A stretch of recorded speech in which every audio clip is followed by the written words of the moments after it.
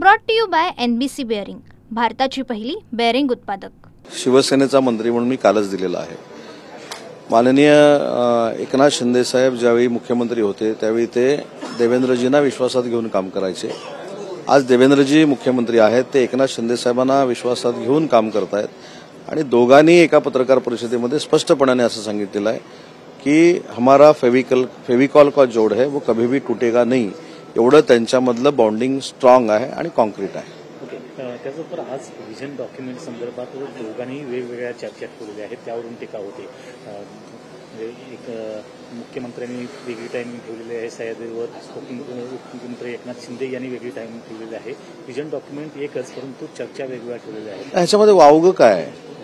जर मुख्यमंत्री महोदयांना सकाळचा वेळ आहे त्यावेळी एकनाथ शिंदे साहेबांचे कार्यक्रम असू शकतात आणि एकनाथ शिंदे साहेबांनी दुपारी ठेवलेला आहे। याच्यामध्ये मला असं वाटतं की चर्चा होण्यासारखं काहीच नाही, ही प्रोसिजर आहे। कधी कधी माझ्या विभागातला देखील आढावा अजितदादांकडे असतो, त्यावेळी मी बैठकीला उपस्थित नसतो, त्यावेळी मी नंतर त्याचा आढावा घेतो। त्याच्यामध्ये अजितदादांनी आढावा घेतला, साहेबांनी आढावा घेतला, शिंदे साहेबांनी, CM साहेबांनी आढावा घेतला आणि तो वेगवेगळा आढावा घेतला। तर मला असं वाटत नाही की याच्यामधनं काहीतरी वेगळी चर्चा सुरू आहे। सरकारमध्ये आम्ही एकत्र काम करतोय, अतिशय महत्वाची महायुतीची आमची जी स्ट्रॉंग युती आहे त्याला कुठेही अडचण नाही। त्याच्यामुळं विरोधकांना हे पाहिजेच आहे, विरोधक हे करणारच आहेत आणि ती अपेक्षा धरूनच आम्ही काम करतोय। समन्वय नसल्याचा आरोप केला जातोय शरद पवार गटाकडून, तर कोण करतं?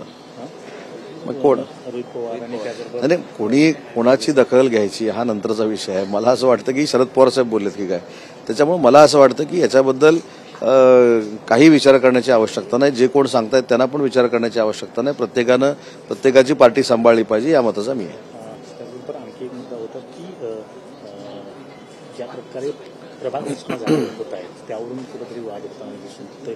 पुण्यामध्ये प्रचंड विरोध होतोय प्रभाग रचनेला। त्याचबरोबर आता नवी मुंबईमध्ये देखील अशा प्रकारचं एक म्हटलं जातंय की भाजपला अनुकूल रचना नाही आहे।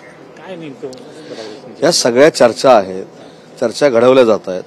कालच्या देखील एका पत्रकार परिषदेमध्ये याच्या उलट सांगितलं गेलं की सगळ्या प्रभाग रचना ज्या आहेत त्या माननीय एकनाथ शिंदे साहेबांनी आणि देवेंद्रजींनी ठरवून केलेल्या आहेत, असा देखील काल परवा आरोप झाला। त्यामुळे आरोप प्रत्यारोप हे दर दिवशी बदलत आहेत, पण काही लोक जे शिंदे साहेबांवर आणि देवेंद्रजींवर आरोप करतात की त्यांनी प्रभाग रचना बदललेल्या आहेत, याचा अर्थ त्यांना सपशेल आरोप करणाऱ्यांना पराभव दिसतोय। EVMचं कारण सांगितलं होतं, परंतु EVMचं कारण बेस्टच्या निवडणुकीमध्ये मागं पडलं, बॅलेटवर मतदान झालं, त्याच्यातलं भोपळा मिळाला। आता दुसरं पराभवाला सामोरं जात असताना कुठंतरी कारण पाहिजे, म्हणून आता या दोघांवर आरोप प्रत्यारोप करायचे, प्रभाग रचना बदलल्यात म्हणून सांगायचे। आणि जो तुम्ही मला प्रश्न विचारला की आमच्या आपापसामध्ये अशी काही चढावड आहे का, ते कुठेही नाही। त्याचं काही टीका करताय की कुत्रा मांजरसारखा खेळ चालला आहे, नाव न घेता ह्याच्या पलीकडचे शब्दप्रयोग नाहीच आहेत। आता ती यादी कदाचित मला वाचावी लागेल।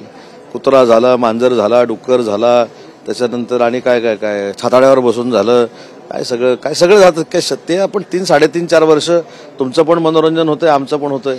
मनोज जरांगे पाटील आता मुंबईत आंदोलन करत आहेत, त्यांनी म्हटलंय की कुणबी आणि मराठा एकच आहे, अशा प्रकारचा अध्यादेश काढावा, अन्यथा संपूर्ण मुंबई बंद पडू आणि आम्ही दाखवून देऊ की मराठा नाही। मला असं वाटतं मनोजजी हे आंदोलन करते आहेत, ते मराठा समाजाचे आंदोलन करतायत, त्यांच्या मागण्यांचा विचार कशा पद्धतीने करायचा हे देखील माननीय मुख्यमंत्री महोदयांनी सांगितलेलं आहे। त्यांनी जी समिती गठीत केलेली आहे त्याच्यामध्ये मी देखील आहे।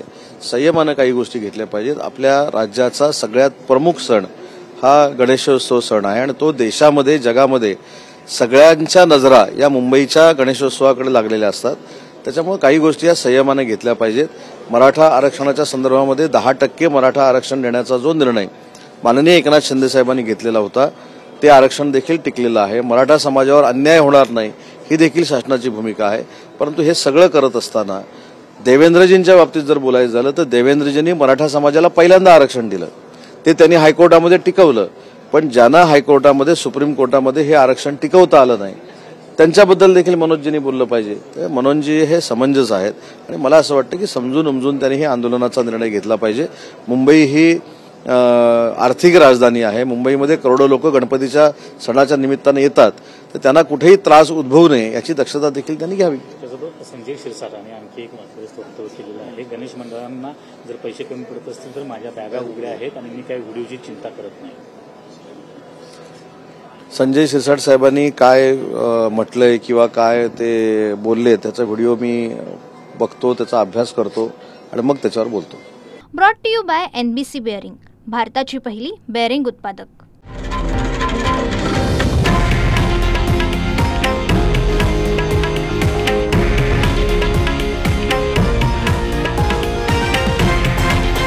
हे आहे देशातील नंबर 1 न्यूज नेटवर्क आणि आपण पाहत आहात TV9 मराठी, एकमेव.